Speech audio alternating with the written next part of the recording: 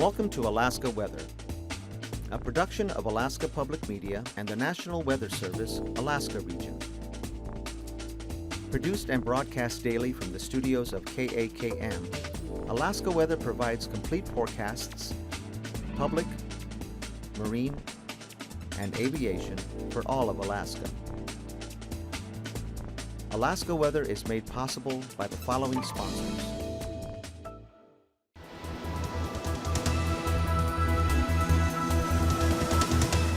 The National Weather Service. Good evening, everyone. I'm meteorologist Dave Snider with the National Weather Service. It's the 28th of November, and as always, we encourage you to stay up to date with your local weather information. You can always find that on the Alaska Weather Information Line at 1-800-472-0391. Find us online at weather.gov/Alaska. You can also use social media to keep track of the big goings-on around Alaska, whether that's in the interior, south central, southwest, the chain, or southeast. Simply head to NWS Alaska on Facebook or on Twitter, NWS Juneau, NWS Fairbanks, or NWS Anchorage, as well as tsunami.gov. You can find information there and track that anytime you feel a little bit of a quake. It's always a good first guess there about the initial earthquake and if there is any tsunami risk. So make sure you follow them on Twitter. David.Snider is the easy way to find me. I appreciate all of your emails anytime, and hopefully I can answer any of your questions. If you can't find what you're looking for or just don't like something that you see and you have a question about it or a comment or a suggestion, I'm happy to hear that anytime. Let's take a look at what's going on in your part of Alaska tonight. Up across the northern south parts of southeast, a winter weather advisory is in effect right now, expecting on the order of about 3 to 7 inches there around the Haines and Lynn Canal region. As you head into the overnight hours, you'll see a better chance of snow. And as we get into the mid to late morning hours tomorrow, the snow should be winding down. But between now and then, there's a better chance for some accumulation. Could be as little as about 3 inches and as much, again, as about a half foot or so. A little look up north shows that we don't have anything out right now for the Alaska range, but winds are going to be coming up there. So if you're traveling through any of the passes or the Tok Cutoff region, or just driving through Broad Pass, expect the winds to come up in the next 24 hours or so. Tomorrow could be certainly a windier day in that region, but even further north toward the upper Koyukuk and the central interior around Tanana, the winds are going to be blowing, generally from the north and east, and you may see gusts on the order of 40 to 50 miles per hour in that region through tonight and into tomorrow. So wind advisories posted for some parts of the central interior as we go through tonight and into tomorrow. And a look out west, it's still wind, especially west of Unalaska out toward Nikolsky. Strong northwesterly winds will be blowing in. Those gusts could reach upwards of 80 miles per hour, and this again will generally be affecting areas around Nikolsky. Probably not so much in Unalaska, though it will be windy. The strongest gusts probably won't make it quite into the Unalaska Dutch Harbor region. Low pressure is sitting here across the southern Bering Sea, and it's a big one, as you've seen on the maps, no doubt. This is bringing in a very strong push of northwesterly winds down to the surface, and as that happens, we expect those winds could gust as strong as 80 miles per hour. Seas are going to be pretty rough as well, and as you've also seen around town for sure, quite a few extra ships may be in the region as a result of that. Here's a look at the satellite picture, and low pressure is kind of stretched out right here across the Alaska Peninsula and into the southern Bering Sea. There's actually two low centers right now, and one of them is a little bit stronger, hovering around the 940, 950 range there as it intensifies. One sign that we were talking about yesterday that this is going to be a pretty intense storm is the cold air wrapping in here. And you can see that based on the satellite perspective, that speckled kind of a texture there indicates a lot of cold air coming into the backside of the system. And that's just acting like a pretty good sucker punch to the whole thing, just really getting that storm going, spinning it like a top, and pushing the front very slowly north and northeast into the Gulf. This is a very sharply defined system, and another sign on the satellite picture that this is a well-defined and pretty potent storm. Out across parts of southern southeast, the winds will be coming up as we head into the next 24 hours as well. Many areas will be dealing with stronger winds, maybe not wind warnings, but certainly winds that will get your attention a little bit more. So don't be surprised to see gales out across the region and Clarence Strait. You've been getting kind of used to that as well. and probably some strong winds in your forecast as you're listening to the weather radio in the next 24 hours. A little bit further north again, we were talking about the winds across the central interior. You've got some cloud cover up there, but beyond that, not any heavy precipitation at the moment. Most of that is really concentrated here across south and western Alaska. Up north, some occasional gusts blowing through the Barrow region, and it looks like that trend should continue for probably the next day or so. You've got a pretty good push of air moving through the region, and as that moves through from the north and east, do expect that to slowly ease up a little bit as more of the attention with the atmosphere gets focused a little bit more across southwestern parts of Alaska. So here's the weather map. Look at this, 949 millibars, just below that 950 range earlier this afternoon, 955 on that other circulation just off to the north and west. That one's just south of St. Paul. You can see the clouds wrapping around that and the very tight pressure gradient across all of the Bering Sea. Periods of rain and snow across the YK Delta there. Most of that is pretty well confined to the coast. Pockets of rainfall around Prince William Sound and Kodiak. Winds will be coming up for you. And for central and southern parts of southeast, you can see the previous area of low pressure is slowly making its way to the east and southeast, bringing some rainfall with it. Right now, it looks like most of what you'll see tomorrow will be rainfall, the exceptions being the further areas up north, again, that could see about 3 to 6 inches of snow up around the Lynn and Lynn Canal and up around the Haines and Skagway region. As we get into tonight, then low pressure is sitting across the southern Bering, kind of consolidates, it looks like, to about 950 millibars. That is a pretty potent Bering Sea storm. And again, the tight pressure gradient here giving us a visual indication that this is a very deep area of low pressure across the southern Bering Sea, controlling really all of Alaska, as you can see. No other main surface features are present on our map today. This is pretty impressive. The front working its way through southwest, right up against the Gulf Coast of southeast and south central, so we expect a pretty good onshore flow as we get into tonight and into tomorrow, bringing again mainly rain to most areas in southeast and coastal sections of south central. Up north, you can see there's enough wind around the Kuskokwim to probably move a little bit of snow around on the ground, so watch for some blowing snow and poor visibility there. Kotzebue Sound as well, in areas of light snow and a little bit of fog there offshore as sea ice continues to grow around the coast. Here's Wednesday, 964 millibars now. Low pressure is filling in. For our friends in southeast, again, a lot of rain, snow up across the extreme northern sections of southeast. Another disturbance crossing the Gulf very quickly here, so this will reinforce the rainfall you're seeing in southeast. Pockets of snow showers across south central, so if you're in the valley, perhaps up around Golcana, all the way down into the Kenai Peninsula, don't be surprised to see a little bit of snow activity tomorrow. It doesn't look like anything major. Cloud cover for most of the west, including the Kuskokwim and the lower and middle Yukon valleys. The pressure gradient tightening up across the Kobuk and Noatak valleys out toward Kotzebue Sound. Again, blowing snow could be an issue there, and for the North Slope. Out across the west, another wave of low pressure across the western Bering at 986 millibars there, helping to keep the winds moving for the Bering and also for St. Lawrence Island. So watch for some blowing snow there, and periods of rain and snow for the central chain. Here's a look at Thursday now, and what's left of our big Bering Sea monster is now in the Gulf. 999 millibars there around the Clarence Strait. The wind's probably still moving through there, so gales hopefully won't still be going there by Thursday, but don't be surprised to have some good gusts. As we get into the central Gulf, a 990 millibar low there. That's still pushing rain and snow mixed up across the northern and northeastern Gulf. Rain and snow showers for the Alaska Peninsula, snow showers for the Alaska Range, and for the middle and upper Yukon.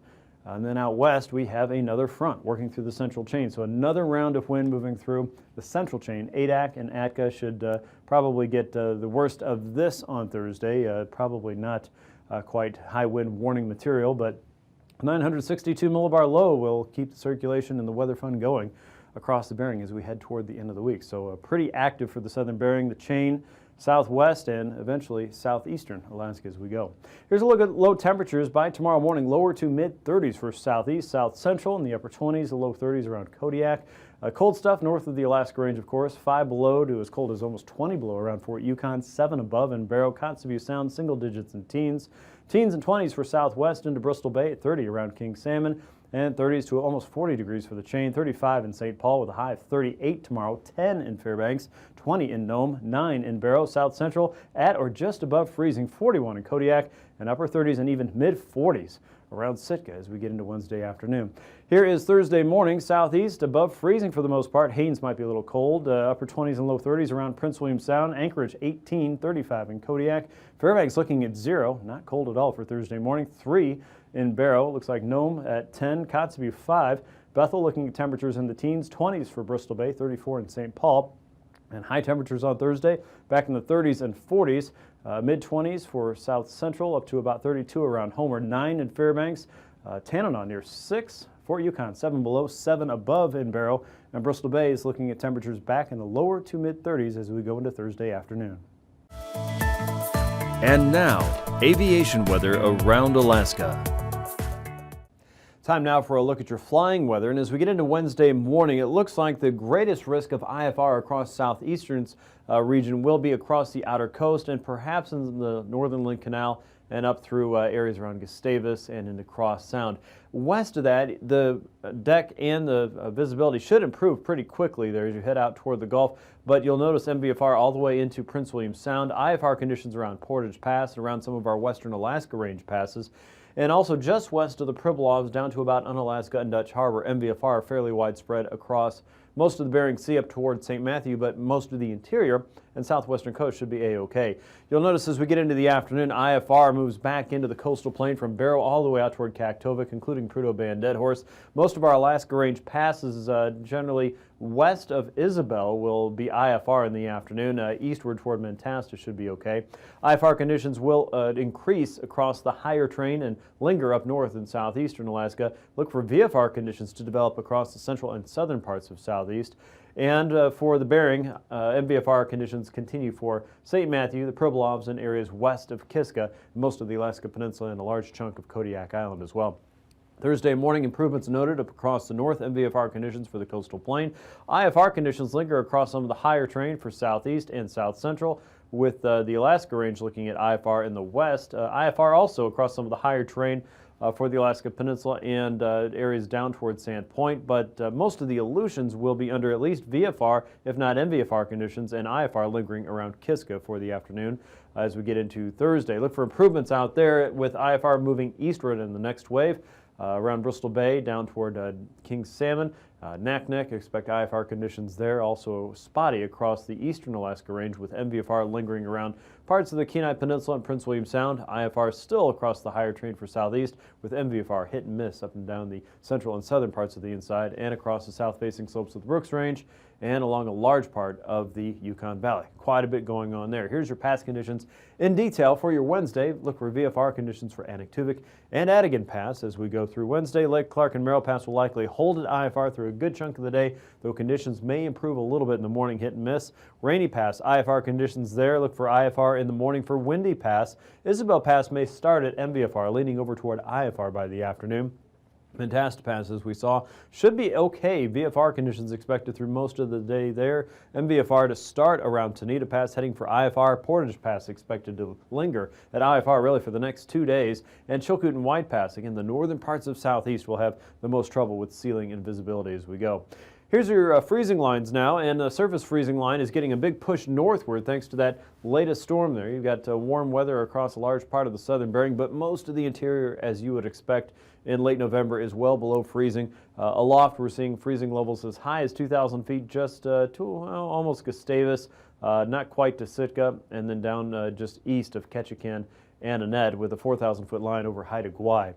As far as icing potential goes, kind of hit and miss. The really big threats will be in closer vicinity to what we see with the low pressure system out across the Alaska Peninsula. Levels range from about 2,000 to 3,000 feet across the interior and above 7,000 feet the further south you go into the Gulf and the southern Bering for your Wednesday. The jet stream has a couple of ridges and troughs there. One of the big trough out across the west with wind speeds there around 150 knots, 105 knots at the crest moving through the Bering. And the trough once again across the Gulf at 95 knots, and wind speeds continue to hold as they go across northern parts of the lower 48. And an easterly trajectory jet across the Arctic at 65 knots, again coming in from the north and from the east. At 9,000 feet, a pretty stacked low-pressure system here holding over the west coast, a broad southwesterly flow ranging between 20 and as strong as 50 knots across southern parts of southeast. Southerlies across the interior, east and northeasterly winds rounding the backside of this weather maker at 15 to 35 knots, and westerlies coming in over the Aleutians 50 to 55. At 3,000 feet, a very similar pattern. Wind speeds still around 35 to as high as 65 knots south and west of Kodiak Island. Across the interior, southerlies still at 10 to 25 knots, and north and easterly winds down the west coast 20 to 65, with westerlies across the Aleutians, again at 3,000 feet. Turbulence, the main issue will be in close proximity to that very deep low pressure system in the 930-940 range. Below 4,000 feet, don't be surprised to run into isolated severe for the eastern Aleutians and parts of the Alaska Peninsula, especially the Pacific side.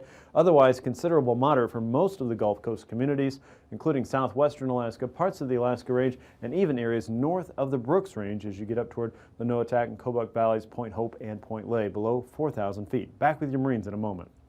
Determination of true wind speed and direction is often difficult from a moving vessel. In this case, we're moving ahead at about 20 to 22 knots in this direction. The relative wind speed moving this way, as you can see by my hair and my shirt blowing like this.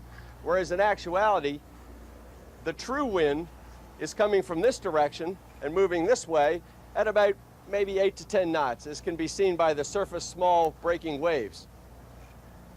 The most common and reliable way of estimating true wind speed and direction is by observing the wind's effect on the sea surface.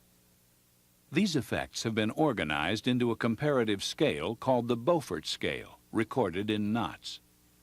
Ranging from calm, with the sea like a mirror, all the way up to hurricane force winds, the Beaufort scale associates sea conditions such as breaking waves, boiling sea, foam, and spume with wind speed. A practiced observer will note such features as whitecaps or the formation of larger waves. The appearance of streaks and spray are important indicators of wind speed. Of course, wind waves always move in the direction the wind is blowing, so they indicate true wind direction. Your guide to sea state, wind, and clouds provides illustrations and descriptions of waves to help you apply the Beaufort scale. It's an approximate system, but can be quite accurate for an experienced observer. Once again, code your entry for wind direction. Wind speed is recorded directly in knots. Forecasters need to know present and past weather conditions, including cloud development. This is your appraisal of the conditions as you observed them during the past 6 hours. For example, conditions such as snow, or fog, or squalls, or other phenomena such as lightning or funnel clouds are coded as numbers as specified by the code card. The handbook gives the details on how to report the various kinds of weather phenomena and their subcategories. Clouds are a good predictor of changing weather. Proficiency in cloud identification is a combination of practice and study. There's a gradual transition between the various types of clouds, which can make identification difficult. The most reliable observations of clouds are made by keeping as close and continuous a watch as possible on their development. The National Weather Service posters and guide can be a great help in this. Cloud heights will have to be estimated. Sometimes objects near the horizon can offer perspective. Estimate the height above the sea at the base of the lowest cloud seen. Also, estimate the fraction of the sky covered by clouds of all types. This is a general observation and not of specific kinds of clouds.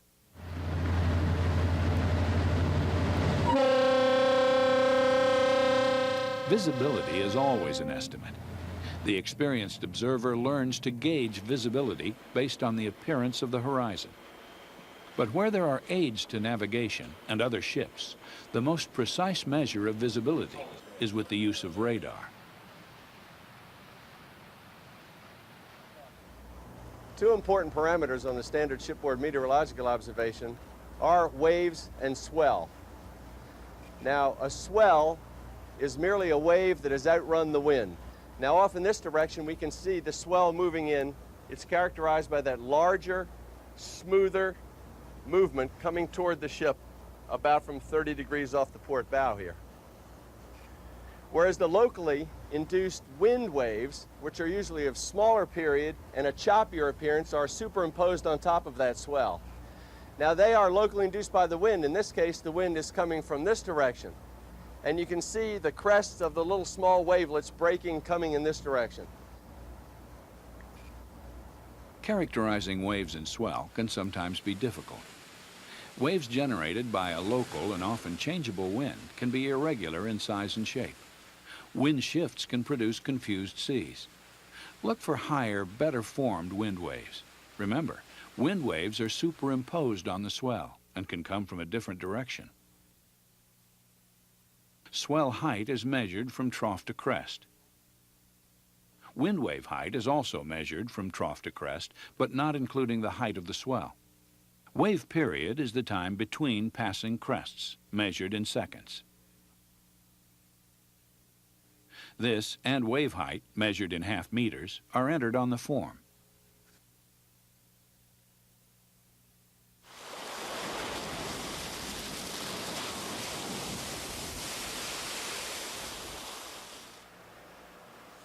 Swell comes from outside the local wind area and can come from more than one direction.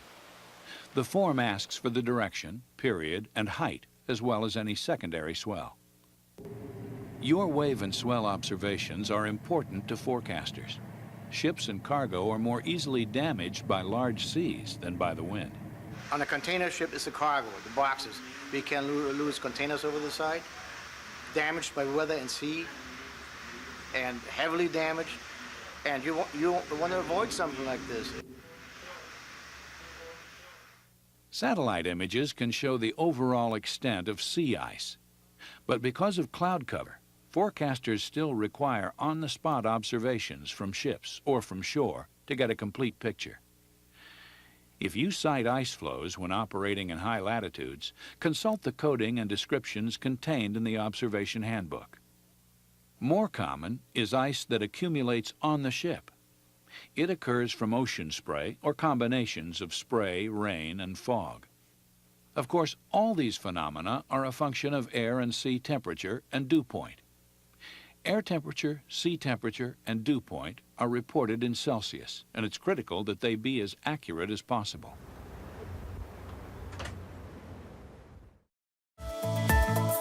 And now, marine weather around Alaska. Time now for a quick check of your sea ice edge, and once again the Beaufort Sea is closed off, but ice growth continues to move away from the coast and along the coast here. We're seeing new growth across Norton Sound, the YK Delta. Didn't get a very good look down into the Bristol Bay region today. There is ice in the upper part of Cook Inlet into Turnagain Arm and into areas northward, generally north of the Forelands, let's say. Kotzebue Sound region continues to see new ice growth. The brighter white areas here, of course, are ice concentrations greater than 80%. So good news for new ice. Here's a look at southeast. Now, winds are going to stay up the next couple days here as the pressure gradient remains tight and low pressure is moving into the Gulf, so the winds should only be coming up. Notice gusts coming up to about 35 knots in Stevens Passage, 20 knots sustained from the southeasterlies in Clarence Strait, 10-foot seas there, and 5-foot seas in the Lynn Canal, southerlies at 30 knots, an onshore flow for all of the outer coast. 20 knots in most areas there, with seas ranging from about 16 to 18 feet. As you get into Thursday, look for a south and southwesterly flow. Gusts to 35 knots again in Stevens Passage, 4-foot seas there. Southerlies inside of Clarence Strait with gusts to 40, 8-foot seas expected, and a light northerly wind at Lynn Canal with a 3-foot sea. As we go to Thursday, north and westerlies outside of Prince William Sound. As we get into Wednesday, inside of Prince William Sound, southeasterlies 20 knots with a 4-foot sea, and you're looking at 25 knots from the south just outside of Hitchinbrook Entrance. Expect southerlies across the north and western Gulf, and northeasterlies inside of southern parts of Cook Inlet, 25 knots with a 5-foot sea, about the same as you head up into the northern parts of Cook Inlet over the ice. Expect areas to see a diminishing wind as we get into Thursday. Northeasterly winds 4 to 5-foot seas across the north, 3-foot seas west of the Barrens, and north and easterly winds inside of Prince William Sound. Look for those winds to lighten up a little bit as we get into Thursday. 13-foot seas in the north, 11-foot seas as you get closer to Seward and just east of the Barren Islands. Here's a look at Wednesday, and a much different picture the further west you go from Kodiak Island. South and westerly winds still going strong, 25 to as high as 45 knots south of Sand Point. expecting seas up to 31 feet south of Sandpoint. In the Bering Sea coast, you're looking at 6 to 12 foot seas, easterlies at 20 inside of Bristol Bay, northeasterlies down the Alaska Peninsula coastline, 12 foot seas there on Wednesday. And you can see the big improvement we have as we get into Thursday with low pressure moving into the Gulf. Things really start to settle down across the Bering Sea coast, 15 to 25 knot winds, anywhere from the north and northwest, 4 to 10 foot seas, and north and northwesterlies down the Pacific coast with 19 to as little as 17 foot seas down around Sandpoint. Once again, a remarkable improvement as we get into Thursday. Northeasterlies inside of Shelikof Strait, 5 foot seas there with an easterly flow east of Kodiak Island, 20 knots and 17 foot seas. Now across the Aleutians, we're still dealing with very strong winds. Storm force winds in many locations, high wind warnings on land for the eastern chain west of Unalaska to Nikolsky. Gusts there on land could reach upwards of 80 miles per hour. Seas, you're talking about 30 to 35 foot seas and 26 to 36 foot seas across the Pacific coast. Expect gusts upwards of 65 knots on Wednesday. Again, the worst of it's going to be moving through the far eastern central chain and into the eastern chain as we get into Wednesday and Wednesday night, and then on to Thursday. You can see the focus really starts to shift again for improving conditions for the central and eastern regions, 30 to 40 knot winds from the south and southwest. And the next weather maker is already making its way into Kiska and Shemya with winds from the south anywhere from 18 to 23 foot seas and south and southwesterlies up to 40. So that's Thursday. You get a little bit of a break if you're in the central chain. Wednesday, north and northeasterlies feeding into that low pressure system, 25 to 30. You're looking at 8 to 10 foot seas in most areas, 13 foot seas around the Pribilofs as you get into Thursday. Winds diminishing along the coast, 15 to 20 knots there, 5 to 6 foot seas in most areas. Already get into that south and westerly flow though around the Pribilofs, back to 10 to 11 foot seas from the south, 25 to 35 knot winds on Thursday. And across the north, again over the ice, north and easterlies, 20 knots there on Wednesday. A stronger flow heading down toward the Bering Strait, 30 to 40 knots with 8 to 12 foot seas on Wednesday. By Thursday, slight improvement. Still looking at strong offshore winds, 25 to 30 with 7 to 10 foot seas, and again light winds coming in from the north over the ice over the Beaufort Sea coast. Let's quickly recap what's going on around your part of Alaska. A winter weather advisory for the northern parts of southeast, 3 to 7 inches of snow as we head into tomorrow morning. Does not include Juneau at this time. Low pressure across the southern Bering at 950 millibars. That is a Bering Sea monster for sure. High wind warnings for the eastern Aleutians, generally west of Unalaska. The worst of the winds not expected to reach into Unalaska and Dutch Harbor, but to the west, including Nikolsky, yes, so you could have some stronger gusts to 80 miles per hour. Wind advisories for the central and northwestern parts of the interior, gusts there 35 to 45, and watch for stronger winds to develop across the eastern Alaska range as we go into tomorrow. Thanks for watching. These forecasts are to be used for planning purposes only. Call 1-800-WX-BRIEF for a formal pre-flight briefing. Always file a flight plan before you go flying. The U.S. Coast Guard Auxiliary urges you to leave a float plan with a friend or the harbor master before you go boating. Alaska Weather is made possible by the following sponsors.